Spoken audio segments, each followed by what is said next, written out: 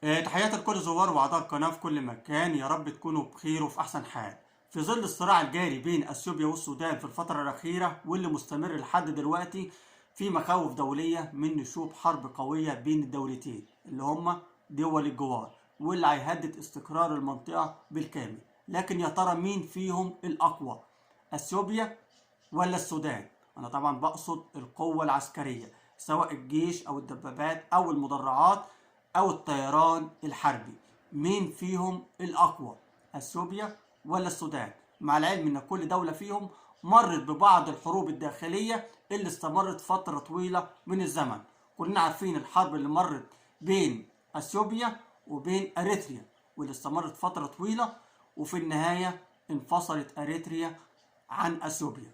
نفس الطريقة في السودان، الحرب اللي كانت دايرة بين الشمال وبين الجنوب، وفي النهاية انفصل جنوب السودان عن الشمال. كل الحروب اللي بتكلم عنها بتضعف أي دولة. يا ترى في الوضع الحالي بعد الحروب اللي خاضوها هما الاتنين، مين فيهم الأقوى؟ طبعا التفاصيل هنعرفها في التقرير اللي هنقوله لحضراتكم دلوقتي. لكن يا ريت قبل ما نبدأ في التقرير ما تنسوش الاشتراك في القناة وتفعيل زر الجرس عشان يوصلكم كل جديد، وعمل لايك للفيديو. كل ده طبعا فضل وليس أمر. ندخل بقى في التقرير المهم ونعرف قوة كل دولة فيهم ايه في ظل التوترات المستمرة يوم بعد يوم، خصوصا ان كل جيش بيحشد قواته على الحدود. يا ريت اللي بيتابعنا يتابعنا لنهاية الفيديو وبعد كده يعلق براحته. التوترات على الحدود السودانية الأثيوبية ما زالت بتتصاعد يوم بعد يوم. في نفس الوقت اللي بيخاف أو بيخشى فيه المجتمع الدولي من نشوب حرب قوية بين أثيوبيا وبين السودان بسبب النزاع الحدودي اللي هيحول المنطقة لحرب شاملة بين الدولتين. في الفترة الأخيرة حذرت أثيوبيا دولة السودان من نفاذ صبرها، والكلام ده احنا نزلنا عنه فيديو على القناة، وكان اللي بيوجه التصريح وزير الخارجية الأثيوبي اللي كان بيخاطب في السودان وقال للصبر حدود. مش معنى ان اثيوبيا ساكتة ان خوف منها، ولكن عشان المنطقة ما تزيدش اشتعال، ده على حد تعبير وزير الخارجية الأثيوبي. بسبب استمرار السودان في الحشد العسكري في منطقة ضمن الحدود الدولية للأراضي السودانية، رغم محاولات نزع فتيل التوترات بالطريقة الدبلوماسية، ولكن للأسف لغاية دلوقتي ما وصلتش لنتيجة قوية. كل دولة فيهم بتحشد قواتها على الحدود. أول فقرة من التقرير هو اشتعال النزاع. النزاع الحاصل الآن بين السودان وأثيوبيا اشتعل بعد استرداد الجيش السوداني لأراضي حدودية داخل أراضيه كانت بتسيطر عليها أثيوبيا لفترة طويلة من الزمن. وده كان واضح في الفيديو اللي احنا كنا منزلينه قبل الفيديو ده على طول. قلنا في بعض الأراضي السودانية كان مسيطر عليها بعض المزارعين الأثيوبيين من عام 1995. حاليا الجيش السوداني قام باسترداد الأراضي الخاصة بدولته، مش هقدر ان انا الومه. بعد اعلان الجيش السوداني ان ميليشيات اثيوبيه نصبت كمين لقوات سودانيه او للجيش السوداني بمعنى اصح داخل حدود البلاد الدوليه، طبعا كان نتيجه هذا الكمين قتل 3 جنود وضابط برتبه رائد. بعدها رد الجيش السوداني بشن هجوم مماثل في 16 ديسمبر في العام اللي فات 2020، وبعد منه او نتيجة الهجوم اللي شنه قام باسترداد بعض الاراضي السودانية اللي بيقوم بزراعتها بعض المزارعين الاثيوبيين. وده كان نقطة الفتيل بين اثيوبيا وبين السودان.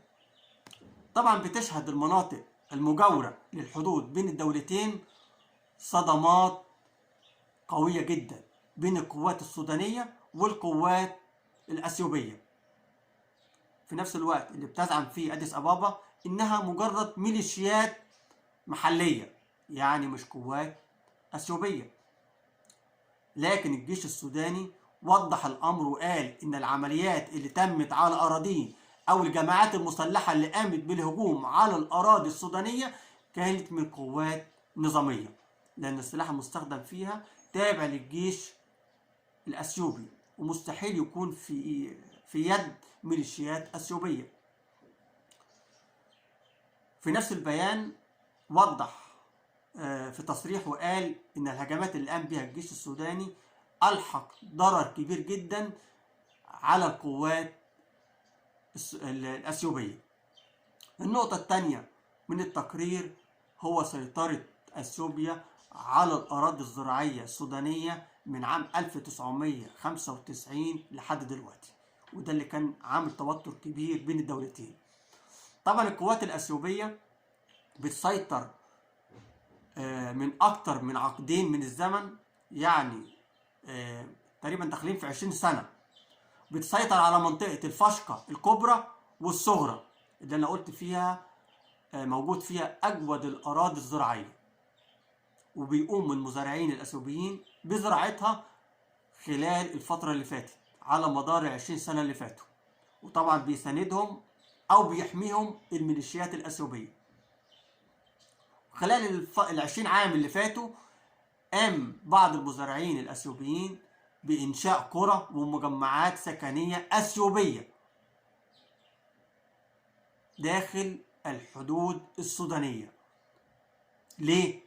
مستغلين تساهل حكومة الرئيس المعزول عمر البشير مع حكومة أديس أبابا في ذلك الوقت. طبعا كلنا عارفين إن عمر البشير كان متساهل جدا مع الحكومة الأثيوبية في وقت حكمه، لكن الوضع دلوقتي بيختلف، والحكومة الحالية السودانية مش راضية على الوضع وعايزة تصلحه.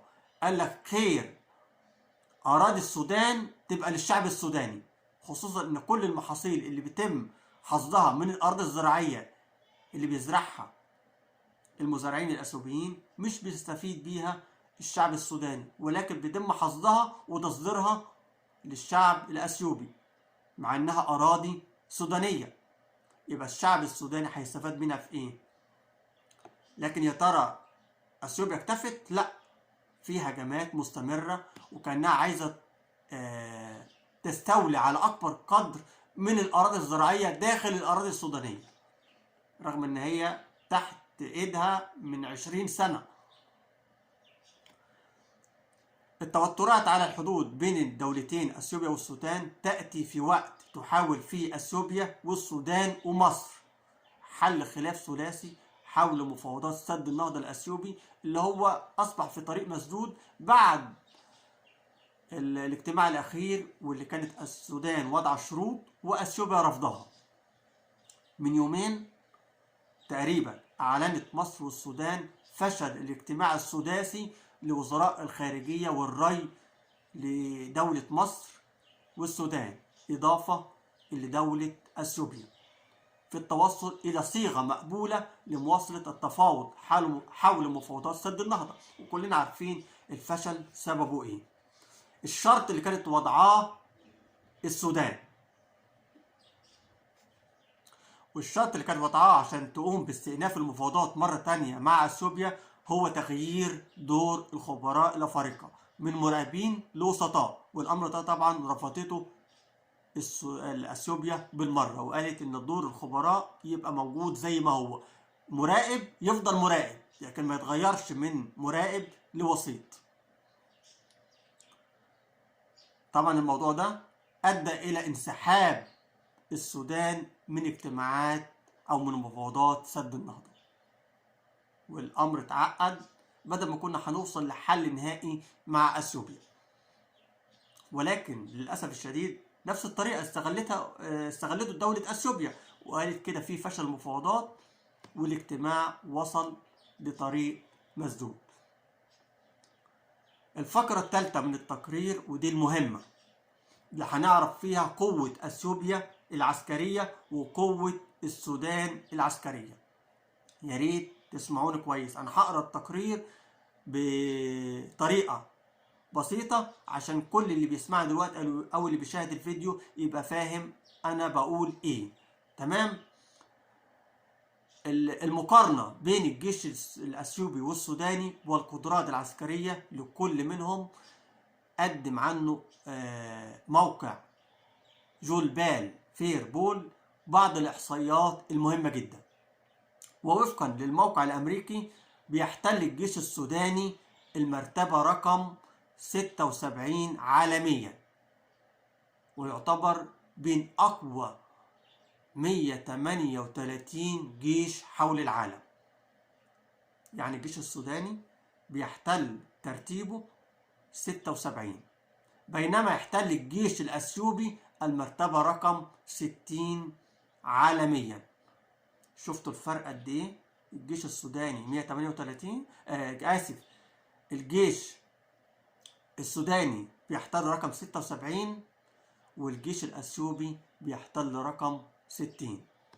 مساحة السودان تتجاوز 1.8 مليون كيلو مربع، مقابل 1.1 مليون كيلو مربع ده مساحة أثيوبيا. ويتجاوز عدد سكان السودان حاليا 43 مليون نسمة، في المقابل عدد سكان أثيوبيا وصل ل 108 مليون نسمة. ده تعداد سكان أثيوبيا. طبعا في فرق كبير بين السكان. بالنسبة لمساحة الأرض السودان أكبر 1.8 يعني داخلة في 2 مليون كيلو مربع. بالنسبة لأثيوبيا 1.1، لكن بالنسبة للسكان لعدد السكان أثيوبيا بيعدي كتير عن عدد سكان السودان. السودان 43، أثيوبيا 108 مليون نسمة. طبعا بيصلح للخدمة العسكرية 15 مليون نسمة، بينهم 1.1 مليون شخص بيصلوا لسن التجنيد سنويا داخل الأراضي السودانية. الكلام اللي أنا قلته دلوقتي خاص بالسودان. بيصلح للخدمة العسكرية 15 مليون نسمة، بينهم 1.1 مليون شخص بيصلوا أو بيتم تجنيدهم سنويا داخل السودان، مقابل 25 مليون نسمة داخل أثيوبيا. كده برضو في فرق، في السودان 15، في أثيوبيا 25. طبعا انا بقول السطر وبحاول ان انا اوضحه لكم عشان اللي قدامي يبقى فاهم انا بقول ايه، او يقارن بين اثيوبيا وبين السودان. طبعا بتصل ميزانية دفاع الجيش السوداني الى 2 مليار و470 مليون دولار، بينما تصل ميزانية دفاع الجيش الأثيوبي 350 مليون دولار فقط. وتتكون قوات الجيش السوداني من 104,000 جندي عامل في السودان، إضافة إلى 85,000 في قوات الاحتياط. بينما الجيش الأثيوبي تتكون قوته من 162,000 جندي، ومفيش عندهم قوات احتياطية. طبعا في فرق جامد بالنسبة لميزانية الدفاع. في السودان 2 مليار و470 مليون دولار، لكن في أثيوبيا 350 مليون دولار فقط. بالنسبة للقوة الجيش السوداني 104 بالإضافة إلى 85,000 في قوات الاحتياط، لكن أثيوبيا للأسف الشديد تتكون قواته من 162,000 جندي، ومفيش عنده قوة احتياطية زي السودان. بالنسبة للجيش السوداني بيمتلك، ودي النقطة المهمة، دي قوة السلاح. الجيش السوداني بيمتلك 190 طيارة، بينهم 46 طيارة مقاتلة، و38 طيارة هجومية، و22 طيارة نقل عسكري، و11 طيارة تدريب، و73 مروحية، بينهم 43 مروحية هجومية. هقولها تاني: الجيش السوداني بيمتلك 190 طيارة، بينهم 46 طيارة مقاتلة، و38 طيارة هجومية، و22 طيارة نقل عسكري، و11 طيارة خاصة بالتدريب، و73 مروحية، بينهم 43 مروحية هجومية. ده بالنسبة للجيش السوداني. بينما تمتلك أثيوبيا 86 طيارة حربية، بينهم 24 طيارة مقاتلة، و9 طيارات نقل عسكري، و20 طيارة تدريب، و33 مروحية، منها 8 هجومية.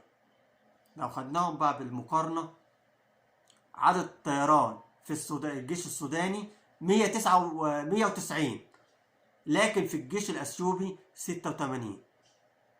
بالنسبة للطيران المقاتلة أو الطيارات المقاتلة في الجيش السوداني 46، لكن في الجيش الأثيوبي 24. بالنسبة للطيارات الهجومية في الجيش السوداني 38، لكن الطيارات المقاتلة في الجيش الأثيوبي 24 فقط. بالنسبة للمروحية الهجومية في الجيش السوداني 43، لكن في الجيش الأثيوبي 8 فقط. شفتوا الفرق بين القوة العسكرية بين أثيوبيا والسودان؟ طبعا فرق كبير جدا. أما مستوى الدبابات والمدرعات الخاصة بالجيش الأثيوبي والسوداني، فيمتلك الجيش السوداني 690 دبابة، عدد كبير جدا. 690 دبابة ده قوة كبيرة جدا بالمقارنة بينها وبين القوات الأثيوبية، و400 مدرعة، و10 مدافع ذاتية الحركة، ولا يمتلك مدافع ميدان أو رجمات صواريخ، رغم القوة اللي بيمتلكها الجيش الأثيوبي من دبابات ومدرعات ومدافع، لكن للأسف ما عندهوش رجمات صواريخ. أما الجيش الأثيوبي يمتلك 400 دبابة، و114 مدرعة، و67 مدفع ذات الحركة، و650 مدفع ميداني، و183 رجمة أو رجمات صواريخ. برضو مفيش مقارنة، العدد بين الدولتين أو بين الجيشين كبير جدا. لما نقول فرق الدبابات للجيش السوداني 690 والجيش الأثيوبي 400، المدرعات في الجيش السوداني 400، لكن في الجيش الأثيوبي 114. لو اتكلمنا عن المدافع أو المدفع الذاتي، طبعا المدفع الذاتي للأسف الشديد السودان أو الجيش السوداني مش بيمتلك مدفع ذاتي، لكن موجود 650 مدفع ذاتي داخل الجيش الأثيوبي. مفيش رجمات صواريخ مع الجيش السوداني، لكن الجيش الأثيوبي بيمتلك 183 رجمة صواريخ. وعلى مستوى القوات البحرية يمتلك الجيش السوداني أسطول يتكون من 18 سفينة حربية، بينهم 12 سفينة حماية ساحلية. أما أثيوبيا مفيش عندها أسطول بحري. يبقى القوة عند مين دلوقتي؟ بالتأكيد عند الجيش السوداني. ده عنده، انا هقرا لكم الفقرة تانية، هقراها مرة تانية. على المستوى القوات البحرية بيمتلك الجيش السوداني أسطول بحري يتكون من 18 سفينة، بينهم 12 سفينة حماية ساحلية. لكن الجيش الأثيوبي ما عندوش أسطول بحري. الفقرة الرابعة من التقرير هو لجان حدودية. من أكتر من عقود أو تقريبا من 20 سنة بتجري لجان حدودية مشتركة بين السودان وأثيوبيا مباحثات على وضع العلامات الحدودية بين الدولتين. وفي آخر اجتماع لهذه اللجنة كان في شهر مايو عام 2020، واللي كان موجود أو تم الاجتماع في أديس أبابا. يا ترى تم أو انتهى على إيه؟ اتفق الطرفان وهو الطرف الأثيوبي والسوداني على إعادة وضع العلامات الحدودية بين البلدين وزيادة عددها ابتداء من شهر أكتوبر 2020، على أن تنتهي من أعمالها في شهر أبريل 2021، اللي هو كان فاضل تقريبا شهرين أو 3 شهور من الشهر الحالي اللي احنا فيه دلوقتي. ولم يكن لأثيوبيا أي احتجاج على الحدود بين الدولتين وفقا لاتفاقية ترسيم الحدود اللي تمت في 1902. لكن يا ترى ايه اللي غير الوضع ما دام الدولتين متفقين على رسم الحدود ومفيش اختلاف؟ النقطة المهمة هنوصل لها دلوقتي. لكن الجانب الأثيوبي رفض في آخر اجتماع للجانبين واللي تم انعقاده في الخرطوم بعد اشتباكات الحدود بين القوات الأثيوبية والقوات السودانية. يعني خلال الفترة اللي فاتت كان الدولتين متفقين ومفيش احتجاج ولا اختلاف على رسوم الحدود. لكن في الاجتماع اللي تم في الخرطوم وبعد الهجمات اللي تمت بين القوات الأثيوبية والجيش السوداني الوضع اتغير 180 درجة، وبالتالي رفضت أثيوبيا ترسيم الحدود، أو بمعنى أصح رفضت الاعتراف بالحدود المتفق عليها مع دولة السودان، تبنت موقف جديد يدعم للتفاوض مجددا على الحدود. يعني من الآخر كل المفاوضات أو كل رسم الحدود اللي تم خلال الفترة اللي فاتت أثيوبيا عايزة تركنه على جنب وترجع تتفاوض من جديد. لكن يا ترى الجيش السوداني هيقبل؟ لا طبعا هيرفض، لأن جيش متمسك بأرضه. طبعا فشل الاجتماع اللي كان مخطط ليه في وقف التوتر والعودة لطاولة المفاوضات، بل طالب الشعب الجانب الأثيوبي الجانب السوداني بالعودة لأوضاع ما قبل العمليات العسكرية وتعويض المزارعين الأثيوبيين.